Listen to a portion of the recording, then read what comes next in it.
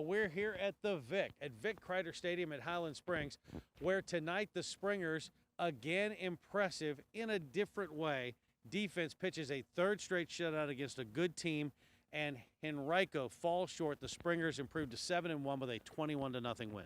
Well, Coach Johnson, I think, got what he, wanted. He dominated special teams at every turn. And B, despite the fact that we decide whether or not they underachieved on offense, but all of a sudden that defense gets all the headlines this time because it's not a big number. 21 was not a big number, especially when you're driving a short field like they were. Less than 200 yards in total offense, and they win 21-0. Holding Henrico very unofficially to 11 yards of offense tonight and just stifling at every turn. In the secondary, the linebackers, the defensive play, a complete group effort by that defense. 3 straight shutouts against good teams. Against good teams, and they needed it tonight because they were against a good defense too. It was, all in all, it was the most athletic display of defenses we have seen on one field at one time tonight, with the possible exception of a couple of the big boy games that we covered in the Dominion. Now, of course, Henrico is 6-2. They were outmanned tonight, but this is a dynamic defensive unit that the Warriors have. And they showed the ability to adjust, make plays in the open field. That'll keep from giving cheap touchdowns or short drives, but they've got to find some continuity on offense. And, you know, I said it during the broadcast, how can a team that seems so polished, was able to make adjustments, and play with a free and easiness, they showed off their athleticism on defense and play so disjointedly, if that's a word, it is on now. Offense. Yeah. We've talked about the big 3 all year, Bird, Hermitage, Highland Springs, and they have played like it since day one. The only loss between the 3, Highland Springs, in overtime to Hermitage. They continue as a group to dominate opponents, and Highland Springs showed that again tonight. Where do you want to see this Springer team get better before playoff time?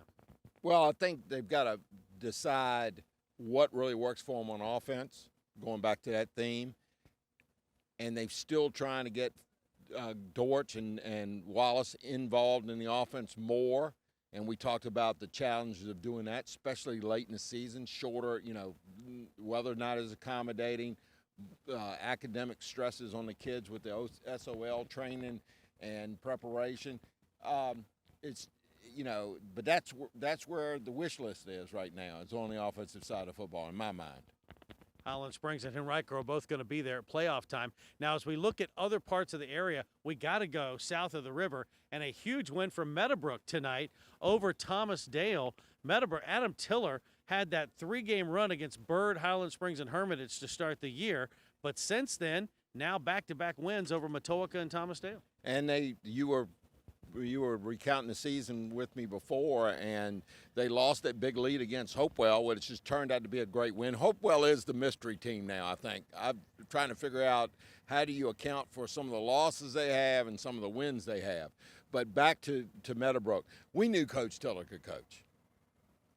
Tough circumstances, he came in there. He held them together. We knew there were some athletic, possibilities there.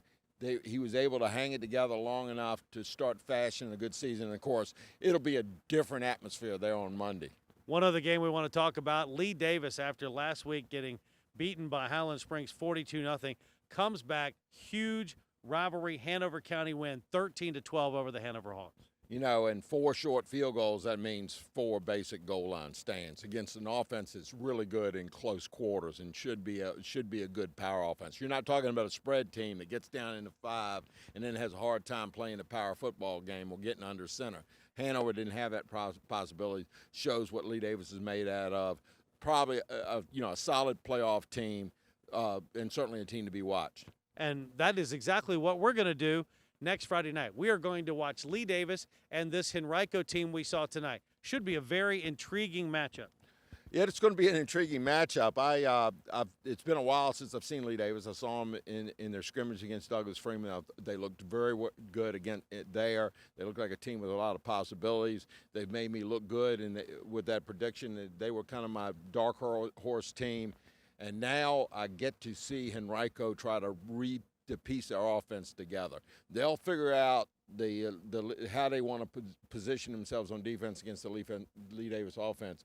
But can they get in a position where they're not kicking them? They're not kicking themselves in the foot. They're not shooting themselves in the foot. Is a better way to say that, and getting in horrible special team situations, horrible field position situations. They're not going to be able to do it 2 weeks in a row. We're going to be looking forward to it. It's a great time of year as we see things unfold toward playoff time. Our game of the week next week will be Lee Davis at Henrico. He's Gary Criswell. I'm Gary Hess. Have a good night.